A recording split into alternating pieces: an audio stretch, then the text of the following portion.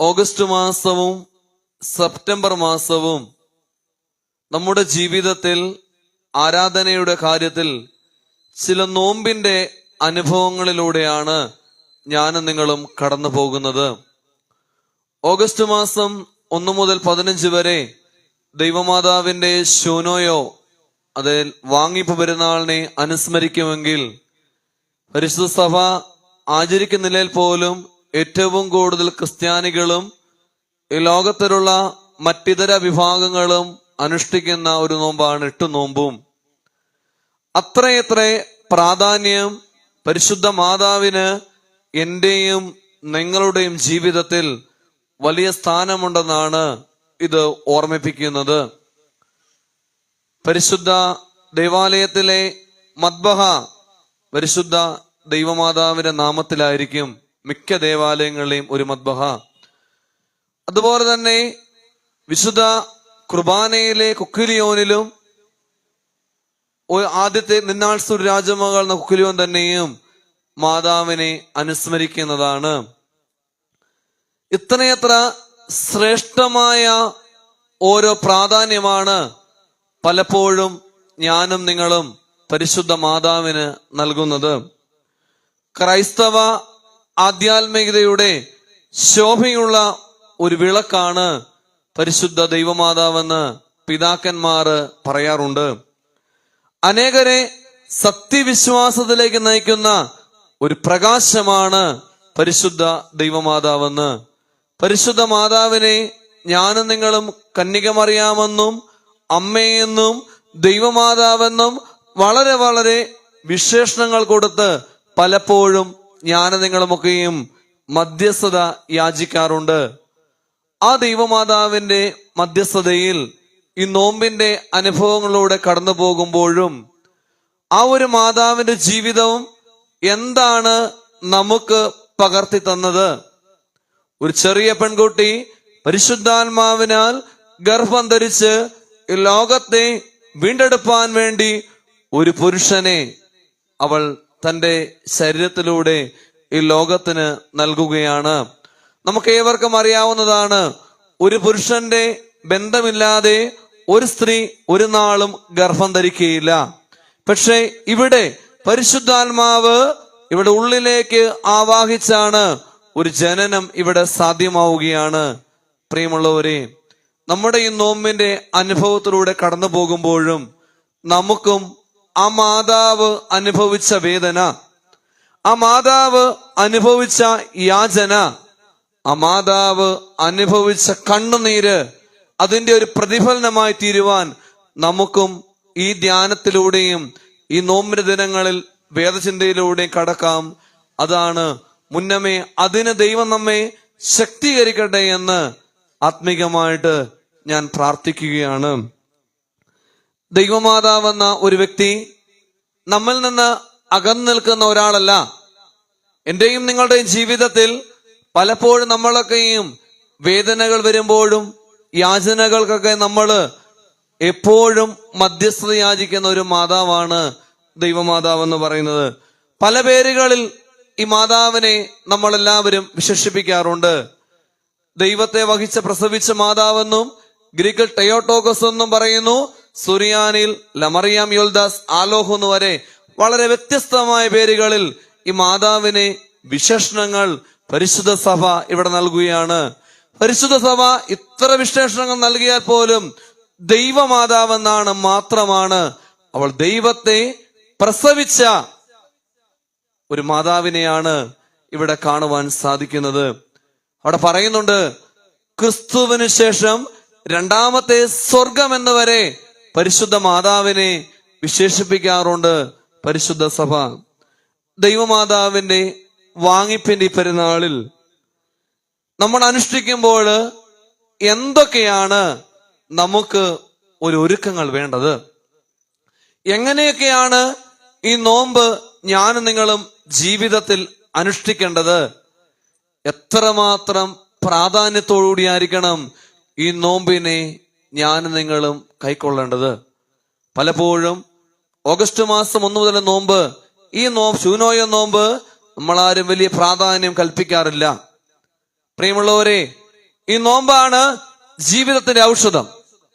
ഈ മാതാവിന്റെ മധ്യസ്ഥത യാചിക്കുമ്പോഴും മാതാവിന്റെ അനുഗ്രഹങ്ങൾ കൂടി ഞാനും നിങ്ങളുമൊക്കെ മുമ്പോട്ട് നീങ്ങുമ്പോഴും ഈ നോമ്പിനായിരിക്കണം ജീവിതത്തിൽ കൂടുതൽ പ്രാധാന്യം കൊടുക്കേണ്ടത്. പരിശുദ്ധ സഭ ഒരാളുടെ ജനനത്തിന് മാത്രമേ പ്രാധാന്യം കൽപ്പിക്കുന്നുള്ളൂ. അത് മറ്റാരുടെയുമല്ല, യേശു ക്രിസ്തുവിന്റെയാണ്. ഈ നോമ്പ് അനുഷ്ഠിക്കുമ്പോൾ നമുക്ക് കുറച്ച് നന്മകൾ ലഭിക്കണം. പരിശുദ്ധ ദൈവമാതാവിന്റെ ശുനോയ പെരുന്നാളിലെ ഏവെങ്കേലും ശേഷമുള്ള അതിമനോഹരമായൊരു ഗാനമുണ്ട്. ആ ഗാനം നമുക്കേവർക്കും അറിയാവുന്നതാണ്. അത് ഇപ്രകാരമാണ് പറയുന്നത്. അതേക്കുറിച്ച് പറയുന്നുണ്ട്, മറിയാമിന്റെ മരണത്തെക്കുറിച്ചും മരണസമയത്ത് അനുഭവിച്ച യാചനയെക്കുറിച്ചുമൊക്കെയും വളരെ വ്യക്തമായിട്ട് പാടുന്നുണ്ട്. ഇന്ത്യയിൽ നിന്നങ്ങനെ യെരൂശലേം വരെ എത്തിയെന്ന്. പ്രിയമുള്ളവരെ, ഈ ഒരു ഗാനത്തിന്റെ ആദ്യ ഒരു സംഗ്രഹമാണ് ഒന്നാമത്തെ ചിന്തയ്ക്കായിട്ട് ഞാനിവിടെ തെരഞ്ഞെടുത്തിരിക്കുന്നത്. അവിടെ പറയുന്നുണ്ട്, ഇന്ത്യയിൽ നിന്ന് എങ്ങനെ യെരൂശലേം വരെ എത്തിയെന്ന്. അതിമഹത്തായ ഒരു ഗാനമാണ് അവിടെ പ്രതിപാദിക്കുന്നത്. ഇവിടെ പറയുന്നുണ്ട്, ദൈവമാതാവിന്റെ വാങ്ങിപ്പ് എങ്ങനെയെന്നോ അവൾ മരിച്ചത് എങ്ങനെയെന്നോ അവളുടെ മരണത്തെക്കുറിച്ചോ അവൾ ജീവനോടെ ഉടലോടെ സ്വർഗത്തിലേക്ക് കയറിയെന്നോ യാതൊരു പരാമർശവും വേദപുസ്തകത്തിൽ നമുക്ക് കാണുവാൻ സാധിക്കുന്നില്ല. പക്ഷേ ഒരു ഗ്രന്ഥങ്ങളിൽ പോലും കാണുവാനും സാധിക്കുന്നില്ല. പക്ഷേ ഇവിടെ പറയുന്നു, ഈ ഒരു ഗാനം നമ്മെ പഠിപ്പിക്കുന്നത് അത് തന്നെയാണ്. കാരണം ഇന്ത്യയിലുള്ള തോമസ് ലീഹ ക്രിസ്തുവിനെ പ്രഘോഷിപ്പിക്കാൻ വേണ്ടി ഇന്ത്യയിലേക്ക് അയച്ച ഈ തോമസ് ലീഹ ഇന്ത്യയെ സുവിശേഷം അറിയിക്കുമ്പോൾ അവന് ദൂതൻ പ്രത്യക്ഷപ്പെട്ട് പറയുകയാണ്, തന്റെ നാഥന്റെ അമ്മ സ്വർഗത്തിൽ മരിക്കപ്പെട്ടു. തന്റെ നാഥന്റെ അമ്മ സ്വർഗത്തിൽ മരിക്കപ്പെട്ടു. നീ അവിടെ എത്രയും വേഗം ചെല്ലണമെന്ന് ഒന്നാമതായിട്ട് ഇവിടെ പറയുകയാണ്. പലപ്പോഴും ഇങ്ങനെയൊരു മെസ്സേജ് ദൂതൻ തോമസിലേക്ക് നൽകുമ്പോൾ അദ്ദേഹം അവിടെ ആശ്ചര്യപ്പെടുകയാണ്, ഞാൻ എങ്ങനെയാണ് ഇത്രയും വേഗം യെരൂശലേമിലേക്ക് കടന്നു ചെല്ലുക?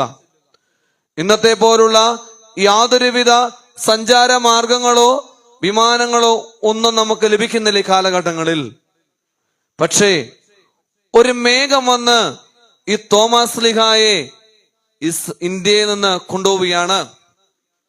ആ മേഘത്തിൽ യാത്ര ചെയ്യുമ്പോൾ കാണുവാൻ സാധിക്കുന്നുണ്ട്, തോമസ് ലീഹ യെരൂശലേമിന് മുമ്പിൽ എത്തുമ്പോൾ ഇറേവൃന്ദം മാലാഖമാർ ദൈവത്തെ വഹിച്ച മാതാവിന്റെ ശവശരീരവുമായിട്ട് സ്വർഗത്തിലേക്ക് കരേറുകയാണ്. കരേറുന്ന സമയത്ത് തോമസ് ലീഹ ഇറേവൃന്ദം മാലാഖമാരോട് പറയുകയാണ്, തന്റെ അരുമനാഥന്റെ അമ്മയുടെ ശരീരം കാണുവാൻ എനിക്കൊരു അവസരം തരണം. തന്റെ അരുമനാഥന്റെ അമ്മയുടെ ശരീരം കാണുവാൻ എനിക്കൊരു അവസരം തരണം. ആ ഇറേവൃന്ദം മാലാഖമാർ അവസരം കൊടുക്കുകയും തോമസ് ലീഹ ഈ ശരീരം ദർശിക്കുകയും അതിനെ വണങ്ങുകയും അതിൽ നിന്ന് ആശീർവാദം പ്രാപിക്കുകയുമാണ് ഇവിടെ ചെയ്യുന്നത്. ഈ പ്രാപിച്ച അനുഗ്രഹങ്ങൾ തോമസ് ലീഹ അവിടെ പറയുന്നുണ്ട്, ഇടക്കെട്ടും അതുപോലെ തന്നെ തോലും, അവൾ വഹിച്ച ഇടക്കെട്ടും തോലും ഇവൻ കയ്യിൽ കൈപ്പറ്റി എന്നൂടെ പറയുകയാണ്. അതിനുശേഷം യെരൂശലേമിലേക്ക് കടന്നു ചെല്ലുമ്പോഴും മറ്റു ശിഷ്യന്മാർ തമാശയായിട്ട് ഈ തോമസ് ലീഹയോട് പറയുന്നുണ്ട്, നീ ഇപ്പോഴും നിനക്ക് കാണുവാൻ സാധിച്ചില്ല. കാരണം കർത്താവ് പ്രത്യക്ഷപ്പെട്ടപ്പോഴും കർത്താവ് ആദ്യമായി ശിഷ്യന്മാരെ കാണുവാൻ വന്നപ്പോഴും ഈ തോമാസ് ലീഗ അവിടെ ഇല്ലായിരുന്നു. ഈ രണ്ടാമത്തെ സംഭവത്തിലും തോമാസ് ലീഗ അവിടെ കാണുന്നില്ല. പ്രിയമുള്ളവരെ, ഈ അരുമനാഥന്റെ മാതാവിന്റെ മാർവിൽ നിന്ന് ലഭിച്ച അനുഗ്രഹങ്ങൾ അദ്ദേഹം സ്വർഗം പാടുന്നുണ്ട്. തന്റെ അരുമനാഥനെ വഹിച്ച ഉദരവും അത് നാശത്തിലേക്ക് പോകാതെ സ്വർഗത്തിലേക്ക് കരേറിയ ഒരു അനുഭവമാണ് ഒന്നാമതായിട്ട് ഈ വേദഭാഗം നമ്മോട് പറഞ്ഞു തരുന്നത്. എത്ര സുന്ദരമായ വാക്കുകളാണ് തോമാസ് ലീഗ അവിടെ പറയുന്നത്.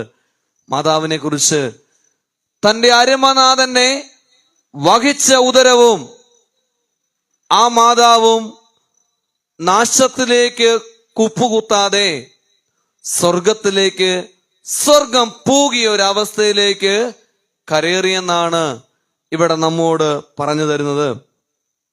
ഇതൊരു ചരിത്രം പഠിപ്പിക്കലാണ്. തോമാസ് ലീഗായ്ക്ക് എത്രമാത്രം മാതാവിന്റെ മരണത്തെക്കുറിച്ചുള്ള വിചാരമുണ്ടായിരുന്നു.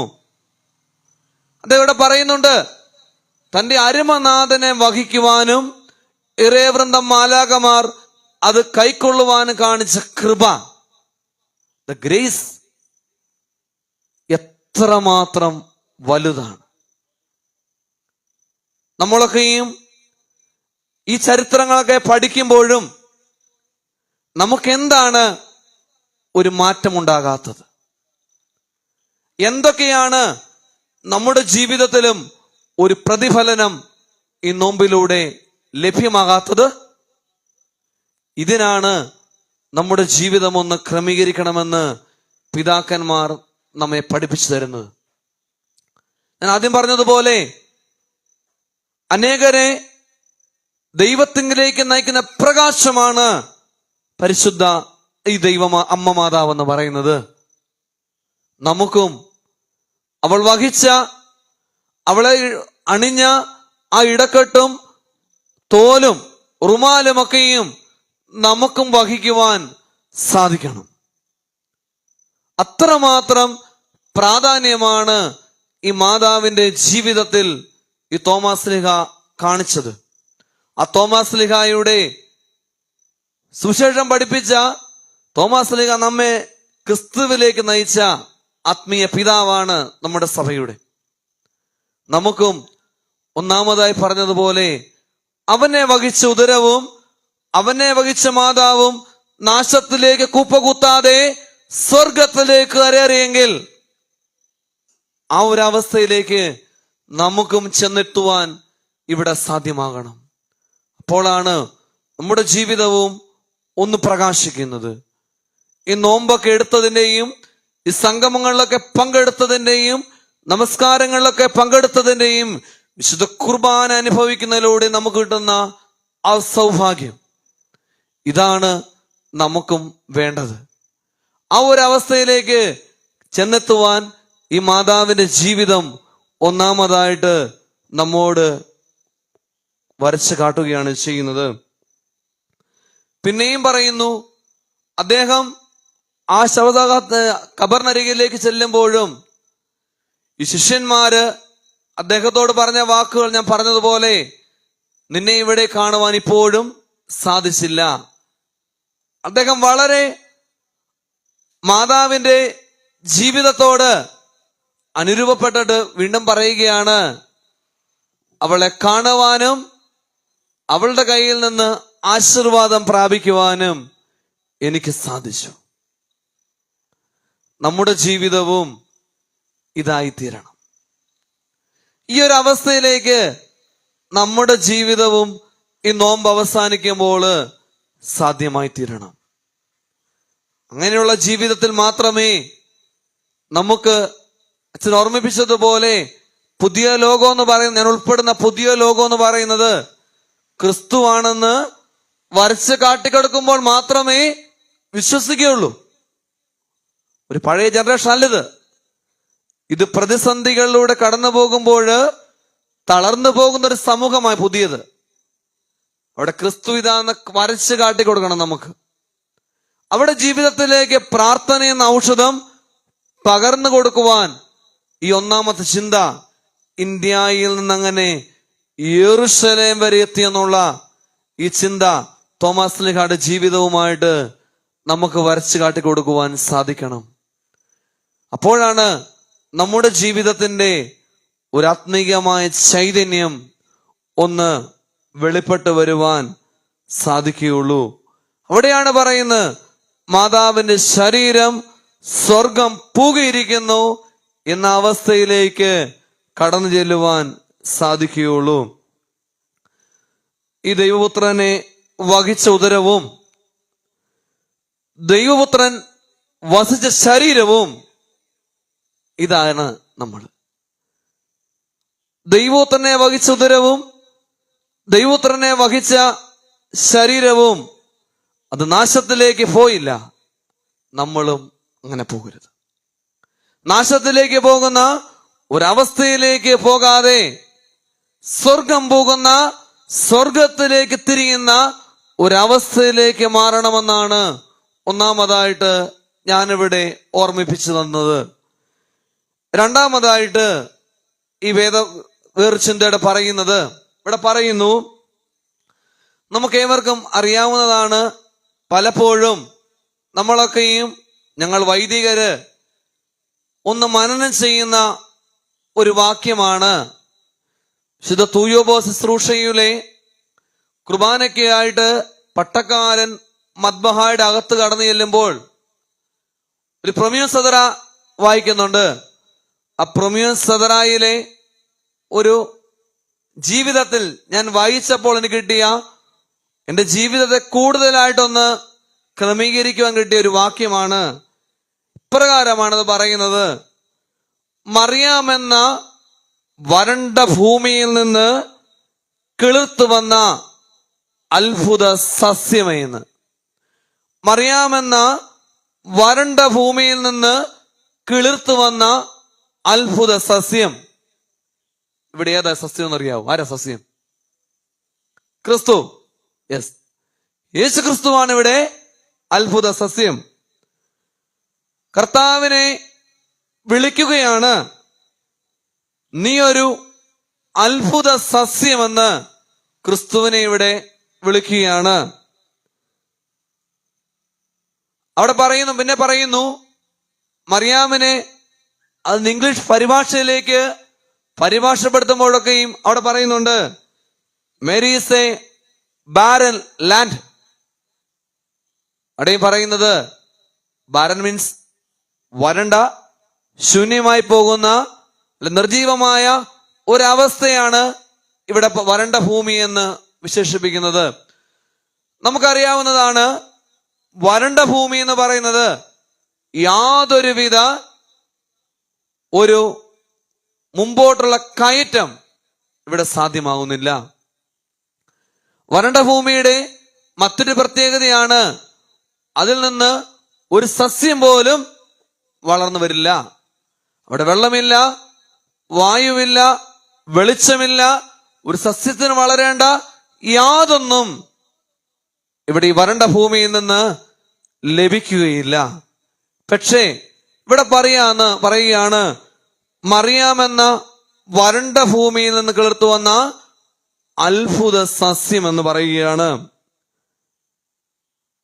ഇവിടെ പിന്നെയും പറയുന്നു, ഈ വരണ്ട ഭൂമിയിൽ നിന്ന് കിളിർത്തു വന്ന ഈ അത്ഭുത സസ്യമായ ക്രിസ്തു, അവനിവിടെ പറയുന്നുണ്ട്, അവനവിടെ ഒരു പ്രോജ്വലത്തിന്റെ അല്ലെങ്കിൽ ഒരു ജീവിതത്തിന്റെ ഒരു ഉയർത്തെഴുന്നേൽപ്പിന്റെ അവസ്ഥയാണ് ഇവിടെ കാണിച്ചു കൊടുക്കുക, നമുക്ക് ഏവർക്കും കാണിച്ചു കൊടുക്കുന്നതും കാണിച്ചു തരുന്നതും.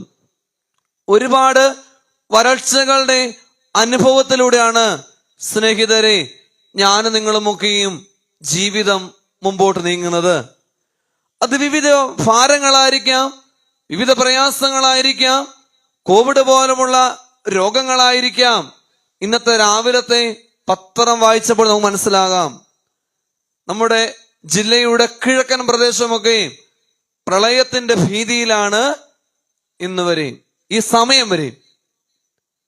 ഇവിടെയാണ് വരൾച്ചകൾ ജീവിതത്തെ പല രീതിയിൽ പ്രതികൂലിക്കും കുലുക്കിക്കൊണ്ടിരിക്കുമ്പോഴും ക്രിസ്തുവിടെ ഒരു ഉയർത്തെഴുന്നേൽപ്പാണ് നമുക്ക് കാണിച്ചു തരുന്നത്. ക്രിസ്തുവിടെ ഒരു ഉയർത്തെഴുന്നേൽപ്പാണ് ഇവിടെ കാണിച്ചു തരുന്നത്. നമുക്ക് പറയാൻ സാധിക്കും. എങ്ങനെയാണ് ഈ വരണ്ട ഭൂമി അവിടെ നിന്ന് ക്രിസ്തു വളർച്ച വരുന്നത്? ലോകത്തിന്റെ സംഭവങ്ങളിലൂടെയും ലോകത്തിന്റെ വിശേഷണങ്ങളിലൂടെയൊക്കെയും നമ്മൾ സഞ്ചരിക്കുമ്പോഴും നമുക്ക് ഏവർക്കും അറിയാവുന്നതാണ് എങ്ങനെയാണ് ഒരു കൊച്ചു പെൺകുട്ടി ഗർഭം ധരിക്കുക. ക്രിസ്തുവിന് വേണ്ടി ഈ തെരഞ്ഞെടുത്ത പെൺകുട്ടി ഒരു കൊച്ചു പെൺകുട്ടിയാണ്. അവൾക്ക് വയസ്സ് തികഞ്ഞിട്ടില്ല. പ്രായം 15 വയസ്സ് പോലും ആകുന്നുള്ളൂ. പിന്നെയും ക്രിസ്തു മരിക്കുന്നത് 33-ാമത്തെ വയസ്സിലാണ്. അപ്പോൾ നോക്കുമ്പോൾ തന്നെ നമുക്കറിയാം മാതാവിന്റെ പ്രായം എന്ന് പറയുന്നത് അത് 50 വയസ്സിൽ താഴെയായിരിക്കും. അപ്പോൾ ഈ ക്രിസ്തു ജനിച്ച കാലം മുതൽ മരിക്കുന്നിടം വരെ വിവിധതരമായ പ്രതിസന്ധികളിലൂടെ വരൾച്ചയുടെ അനുഭവത്തിലൂടെയാണ് നീങ്ങിയത്. ആ വരൾച്ചയുടെ അനുഭവത്തിലൂടെ നീങ്ങിയെങ്കിലും ഒരു ഉയർത്തെഴുന്നേൽപ്പാണ് ക്രിസ്തു നമുക്ക് വരച്ചു കാട്ടുന്നത്. ഈ വരണ്ട ഭൂമിയിൽ നിന്ന് ക്രിസ്തു ഉയർത്തെഴുന്നേറ്റ് വരണ്ട ഭൂമി യാതൊരു വിധമായ സാധ്യതയും കൽപ്പിക്കാത്തടത്തുനിന്നാണ് സാധ്യതയുള്ള ഫലമായിട്ട് ഈ ക്രിസ്തു ഉയർത്തെഴുന്നേറ്റ് വരുന്നത്. ഈ ഒരു ഉയർത്തെഴുന്നേൽപ്പ് നമുക്കും നമ്മുടെ ജീവിതത്തിലും ഒന്ന് പകർത്തണം. ഞാൻ പറഞ്ഞതുപോലെ ഈ കൂട്ടത്തിലിരിക്കുന്നവര്, ഞാൻ ഉൾപ്പെടുന്ന എല്ലാവരും വിവിധതരമായ വരൾച്ചകൾ ജീവിതത്തിൽ കൂടെ കടന്നുപോയവരുണ്ട്, ഇപ്പോൾ കടക്കുന്നവരുണ്ട്, അനേകർ കാണും. പക്ഷെ പ്രിയമുള്ളവരെ, മറിയാമെന്ന വരണ്ട ഭൂമിയിൽ നിന്ന് ക്രിസ്തു വളർന്ന് അത്ഭുത സസ്യമായിട്ട് വളർന്നെങ്കിൽ നമ്മുടെ ജീവിതത്തിലും ഈ നോമ്പിലൂടെ കിട്ടുന്ന ഒരു അത്ഭുത സസ്യമാകണം ഞാനും നിങ്ങളും. ഈ നോമ്പിലൂടെ ഈ നോമ്പ് അവസാനിക്കുമ്പോൾ നമുക്കൊരു നന്മ ലഭ്യമാകും. ചുമ്മാ നോമ്പ് ആചരിക്കുകയല്ല, മറിച്ച് അത് ധ്യാനത്തോടെയും ഉപവാസത്തോടെയും വേദവായനയോടെയും പങ്കെടുക്കുമ്പോൾ ക്രിസ്തു ഈ വരണ്ട ഭൂമിയിൽ നിന്ന് ഉയർത്തു വന്നെങ്കിൽ നമുക്കും ഈ വരണ്ട ഭൂമിയിൽ യാതനകൾ അനുഭവിക്കുന്ന സമയത്ത് ഒരു ഉയർത്തെഴുന്നേൽപ്പിന്റെ ഒരു മാതൃക നമുക്കും ലഭ്യമാകുമെന്ന് ഇവിടെ പറയുകയാണ്. ഇതൊരു ഒറ്റപ്പെട്ട കാര്യമല്ല. കാനാവിലെ വീട്ടിലും ഇത് സംഭവം തന്നെയാണ് നടക്കുന്നത്.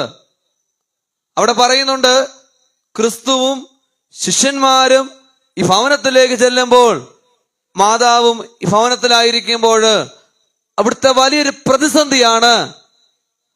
അവിടുത്തെ പച്ചവെള്ളം വീഞ്ഞവിടെ ആദ്യം തീർന്നു പോവുകയാണ്.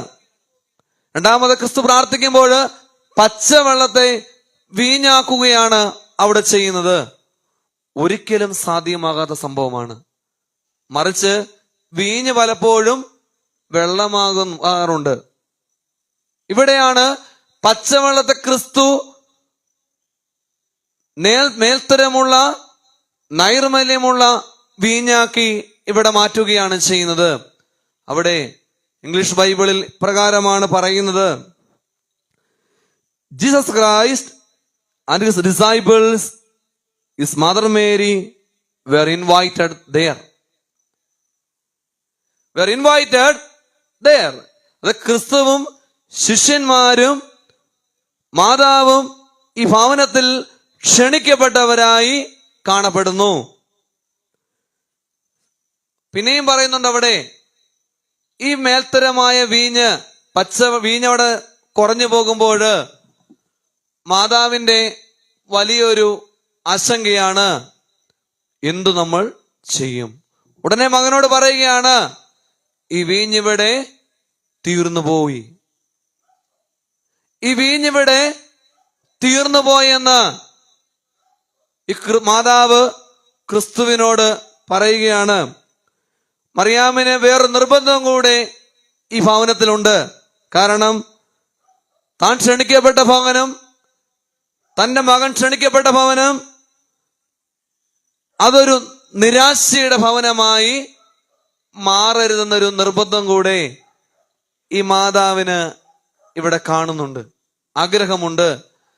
താൻ ക്ഷണിക്കപ്പെട്ട ഭവനവും തന്റെ മകൻ ക്ഷണിക്കപ്പെട്ട ഭവനവും അതൊരു നിരാശയുടെ ഭവനമായിട്ട് ഒരിക്കലും മാറരുതെന്ന് ഈ മാതാവിനിവിടെ നിർബന്ധമുണ്ട്. അതാണ് ജീവിതത്തിൽ പ്രതിസന്ധികളും പ്രലോഭനങ്ങളും പലവിധമായ വ്യാധികളും ഉണ്ടാകാം. അവിടെ പകച്ചു പോകാതെ ദൈവസന്നിധിയിൽ ഉറച്ചു നിൽക്കണമെന്ന് രണ്ടാമതായിട്ട് മാതാവ് നമ്മോട് പറഞ്ഞു തരികയാണ് ചെയ്യുന്നത്. അമ്മ ആദ്യം മകനെ വിളിച്ച് വീണ്ടും പറയുകയാണ്, നീ ഇവിടെ ഇത് ചെയ്യണം. രണ്ടാമതായിട്ട് ആ കൂട്ടം കൂടി നിന്ന വീട്ടുകാരോടും വേലക്കാരോടും വീണ്ടും മറിയാം പറയുകയാണ്, അവൻ കൽപ്പിക്കുന്നത് പോലെ നിങ്ങളും ചെയ്യണം. ഇവിടെ ആദ്യം പറയുന്നു, ക്രിസ്തുവിനോട് മാതാവ് പറയുകയാണ്, നീ അത് ചെയ്യണം. രണ്ടാമതായിട്ട് പറയുന്നു, മാതാവ് ആ ഭവനക്കാരോടും വേലക്കാരോടും പറയുകയാണ്, നിങ്ങളും അവൻ കൽപ്പിക്കുന്നത് പോലെ ചെയ്യണമെന്ന്. പ്രിയമുള്ളവരെ, എന്ത് അർത്ഥമുള്ള കാര്യങ്ങളാണ് പരിശുദ്ധ ദൈവമാതാവിന്റെ ജീവിതം നമ്മെ വരച്ചു കാട്ടിത്തരുന്നത്. പരിശുദ്ധ ദൈവമാതാവ് നിരാശയുടെയും പ്രതിസന്ധിയുടെയും ഒരു ഭവനമായി കനാവിലെ ഭവനം മാറിയനെ, അവിടെ അവൾ യേശുക്രിസ്തുവിനോട് പറയുകയാണ്, ഇതൊരു നിരാശയുടെ അനുഭവമായി മാറരുത്, ഇതൊരു നിരാശയുടെ അനുഭവമായി ഒരിക്കലും മാറരുതെന്ന് ക്രിസ്തുവിനോട് ഇവിടെ ഈ മാതാവ് പറയുകയാണ്. മറിയാമിന് ഒരു നിർബന്ധം കൂടെ ഇവിടെ കൂട്ടിച്ചേർക്കുന്നുണ്ട്. നമ്മൾ ജീവിക്കുന്ന സമയത്തും പ്രയാസഘട്ടങ്ങളെ അതിജീവിക്കുവാൻ ഈ ഒരു മാതൃക മാതാവ് നമ്മയും വരച്ചു കാട്ടുകയാണ്. നമുക്കും ഈ മാതാവിന്റെ ഓർമ്മ അനുഷ്ഠിക്കുമ്പോൾ ദിവസങ്ങളിലും ഈ വാങ്ങിപ്പിന്റെ ശുനോയ് എന്ന വാക്കിന്റെ അർത്ഥം തന്നെ അത് വാങ്ങിപ്പാണ്. വാങ്ങിപ്പിന്റെ അനുഭവങ്ങളിലൂടെ കടന്നു പോകുമ്പോൾ പ്രിയമുള്ളവരെ, നമുക്കും ഒരു അതിജീവനത്തിന്റെ മാതൃകയാണ് ഈ മാതാവിന്റെ ജീവിതം വരച്ചു കാട്ടിത്തരുന്നത്. അതിജീവനം പ്രലോഭനങ്ങളിലൂടെയും കടന്നു പോകുമ്പോഴും വരണ്ട ഭൂമി ഇവിടെ അത്ഭുത സസ്യമായി രൂപപ്പെട്ടെങ്കിൽ നമുക്കും ഇവിടെ ഒരു വരണ്ട ഭൂമിയിൽ നിന്ന് കിളിർത്തു വന്ന് ഒരു ഉയർത്തെഴുന്നേൽപ്പാണ് ക്രിസ്തു നമ്മെ വരച്ചു കാട്ടിത്തരുന്നത്. അമ്മേ, ഞങ്ങൾക്ക് വേണ്ടി പ്രാർത്ഥിക്കണമെന്ന് ചുമ്മാതെ അങ്ങ് ചൊല്ലാതെ അതിന്റെ അർത്ഥം എത്രമാത്രം പീഡകൾ അനുഭവിച്ചിട്ടാണ് ആ മാതാവും ആ മകനും ഈ ഭൂമിയിൽ നിന്ന് സ്വർഗം പൂകിയ അവസ്ഥയിലേക്ക് കടന്നുപോയെന്ന് ഞാനും നിങ്ങളും ഓർമ്മിക്കണം. ഓർമ്മിക്കുവാനുള്ള നാഴികകളാണ് ഈ നോമ്പിന്റെ ദിനങ്ങൾ എന്ന് പറയുന്നത്. മൂന്നാമതായിട്ട് ഒരു കാര്യം കൂടെ പറഞ്ഞ് ഞാൻ എൻ്റെ വാക്ക് അവസാനിപ്പിച്ചു കൊള്ളാം. മൂന്നാമതായിട്ട് മാതാവ് തോമസ് ലീഗ പറയുന്ന മറ്റൊരു വാക്യങ്ങൾ കൂടിയുണ്ട്. ഗസ്തിമോൻ എന്ന ഖബറിനരികെ ഈ മാതാവിനെ അടക്കം ചെയ്യുമ്പോൾ അവിടെ ചെന്നെത്തിയ മറ്റു ശിഷ്യന്മാർ പറയുന്നുണ്ട്, നീ ഇവിടെ കാണുവാൻ നിനക്ക് ഇപ്പോഴും സാധിച്ചില്ല. അതിന്റെ കൂടെ തോമസ് ലീഗ കൂട്ടിച്ചേർക്കുകയാണ്, ആ കല്ലുകള് ഉരുണ്ട് മാറ്റണം. അവർ ശിഷ്യന്മാർ കല്ലുകൾ മാറ്റി. ഗസ്തിമോൻ ഖബറിന്റെ അവിടെ തുറന്നപ്പോൾ ഈ മാതാവിനെ അവിടെ കാണുവാൻ, ശരീരം അവിടെ കാണുന്നില്ല. വീണ്ടും ശിഷ്യന്മാർ പറയുകയാണ്, ഞങ്ങൾ ഇവിടെ തന്നെയാണ് മാതാവിനെ മറിയമിനെ അടക്കം ചെയ്തത്. തോമസ് ലീഗ ചോദിക്കുന്നുണ്ട്, ഇവിടെ? ബാക്കി ശിഷ്യന്മാർ എല്ലാവരും ഒരുമിച്ച് പറയുകയാണ്, ഞങ്ങൾ ഇവിടെ തന്നെയാണ് മാതാവിനെ അടക്കം ചെയ്തത്. പ്രിയമുള്ളവരെ, എന്ത് അത്ഭുതങ്ങളാണ്! ആ മാതാവ് അവിടെ നിന്ന് സ്വർഗം പോകിയ അവസ്ഥയിലേക്ക് കടന്നു ചെന്നെങ്കിൽ നമുക്കും ഈ നോമ്പിലൂടെ കിട്ടുന്ന അനുഭവങ്ങൾ അതാണ് പങ്കുവയ്ക്കുന്നത്. മാതാവിന്റെ മധ്യസ്ഥത യാചിക്കുമ്പോൾ അവളുടെ ജീവിതത്തിൽ കിട്ടിയ സുഗന്ധങ്ങളും നൈർമല്യങ്ങളും, ജീവിതത്തിൽ കിട്ടിയ വരൾച്ചയുടെ അനുഭവത്തിലൂടെ കടന്നുപോയപ്പോഴും അവൾ ദൈവസന്നിധിയിൽ പ്രക്ഷോഭിതയായി നിലകൊള്ളുവാൻ സാധിച്ചു. അതിന് വേണ്ടത് ദൈവത്തിന്റെ കൃപയായിരുന്നു. അത് കിട്ടിയ ഒരു മറിയമാണ് ദൈവമാതാവ് എന്ന് പറയുന്നത്. ആ മാതാവിന്റെ ഓർമ്മ അനുഷ്ഠിക്കുമ്പോൾ നമുക്കും, ഞാൻ 3 കാര്യമാണ് ഇവിടെ പറഞ്ഞത്. പ്രിയമുള്ളവരെ, ഒന്നാമതായിട്ട് പറഞ്ഞത്, യെരൂശലേമിൽ ചെന്നെത്തുമ്പോൾ തോമസ് ലീഗായി കിട്ടിയ മാതാവിന്റെ അനുഗ്രഹം. രണ്ടാമതായിട്ട് ഇവിടെ പറഞ്ഞത്, മറിയമെന്ന വരണ്ട ഭൂമിയിൽ നിന്ന് കിളിർത്തു വന്ന അത്ഭുത സസ്യമാണ് യേശു ക്രിസ്തു.